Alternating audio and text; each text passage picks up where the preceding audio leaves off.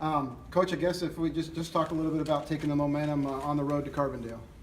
Well, yeah, that's great. Momentum's good. Winning's good. My brain kind of functions as one day at a time, new week, so many different things to prepare for. But I'm excited to get to game planning, and Mondays are fun because we're doing the game plan, putting everything in, X-O's wise, and start our preparation and move on to the road. But anytime you win a football game, it builds confidence, and I'm really glad about the win from the standpoint of the players got to reap the rewards of all their hard work, because I've been saying it all season long how hard they've been working, and it paid off as far as the school board is concerned. So that's exciting. And you talk about the players getting rewarded. We talked a little bit last night, a couple of them with conference, and then Marquis getting another conference honor today, being named the Offensive Lineman of the Week. Just these guys getting some conference recognition. And it's well deserved. It's absolutely well deserved. I did. Rick and Eric told me that today about Marquis. Well deserved. Kid's playing really well this year, doing a very good job. Cost doing a great job with him. Obviously, Peyton got it, and he broke the rushing record, which. The guy who held that for a long time, he was a special football player. He's a hell of a football coach, too, actually. So that was really cool. And then you got J-Ran with all the catches and the rushes and stuff. So it was a very good day production-wise for the offense. And it all started with Marquis and the linemen. Anything stick out to you on film, going from getting a win this week? Would you see anything differently your guys are doing? Or No. When I say no, I mean, what I mean by that is what's really problematic with me is coaching is a critique business, and it's really a shame because, the things you're doing well, you want them to continue to do well, but you're always critiquing what they're doing wrong, and that's really a fine line that you don't think that, not this again, but it's a critique business. So when you watch film, you want to continue to do well what you're doing, but then get better at what you're not doing. Earlier in the year, we were talking about tackling, guys dropping their eyes, not taking the extra step. We saw a lot of that, and a lot of that stuff was good. Now what we have to do is be assignment more, use our hands a little bit more, things that I'm always critiquing to try to get better. Who said it? Bo Schembech. When you're old, you get all these old people who say their quotes. Maybe someday my kids will say my quotes, but you either get better or you get worse. Nothing stays the same, so we're always critiquing and trying to get better.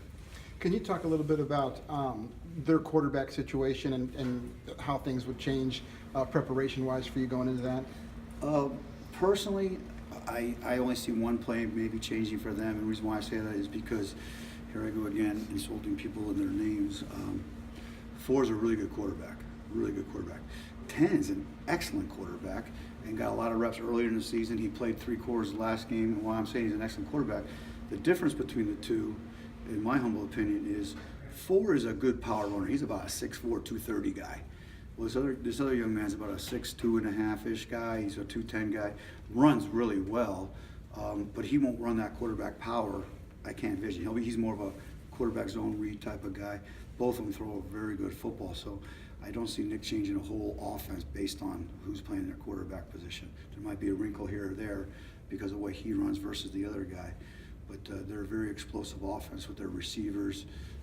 I think 9's really special. They use him all over the place, tailback, fly motion, jet motions, use him as a receiver. He's a really special kid. So I don't see him changing their offense because he's stepping in. And I think the kid, number 10, is very, very capable. Throws a really good football. The Salukis good at taking the ball away. One of the leaders in the conference on that. Again, have to be really careful with the football and possession. Absolutely. It's always about the ball. And the thing that's probably driving Nick crazy is their defense is doing a really good job of taking it away 19 times. They're the best in the league. The flip side of that is probably keeping him up at night is they've given it away 20 times. So they're actually -1. So that tells a lot of the story there. So what we have to do is obviously get that turnover margin in our favor, without a doubt. you see improvement from them from last year? It's the team that you guys beat last year. Yes, and I don't take a lot of stock in that. Why? Because this is the team that, 2 years ago, they beat us like an Army packed mule. And then last year we came in and had a great thriller with them. I see the same skilled kids. They're skilled kids. They're more veteran on offense. They're skilled kids, have been through the program with Nick, obviously. Their offensive line has. Defensively, their secondary's got a lot more experience, but their front is a lot younger, but a lot more aggressive. They're a lot more aggressive than they were last year.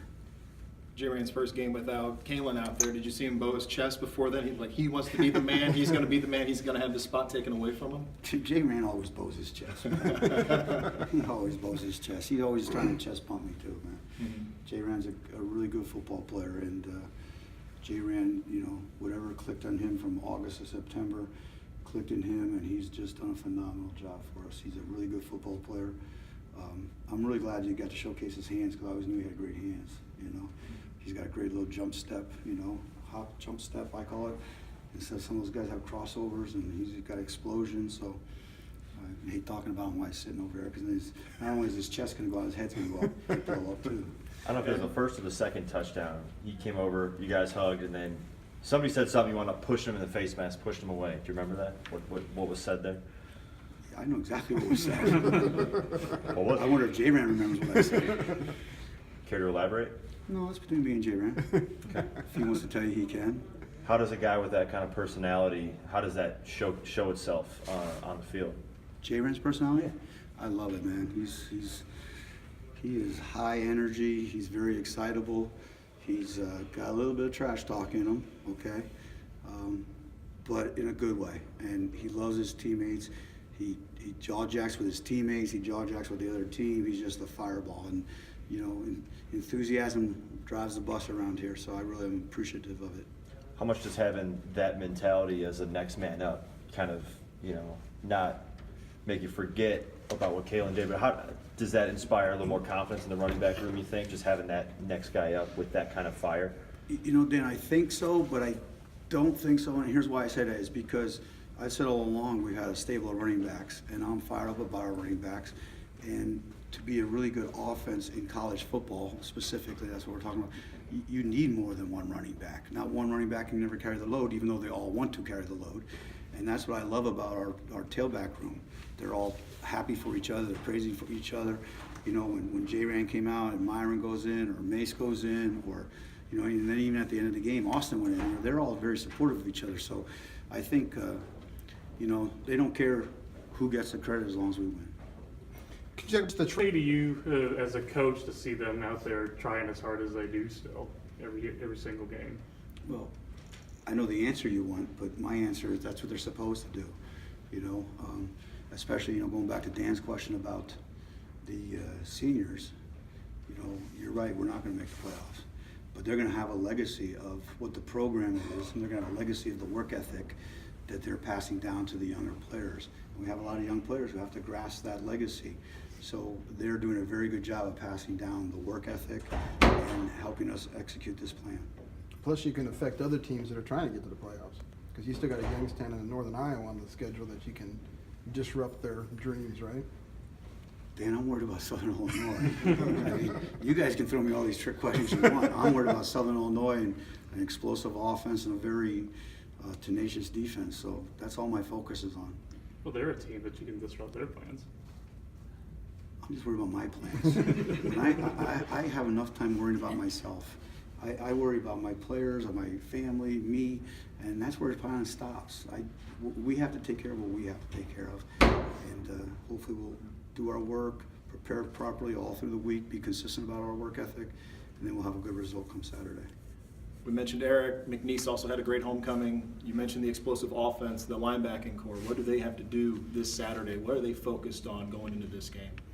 They got to do what they do, and they got to do it better. They got to make sure they have gap control.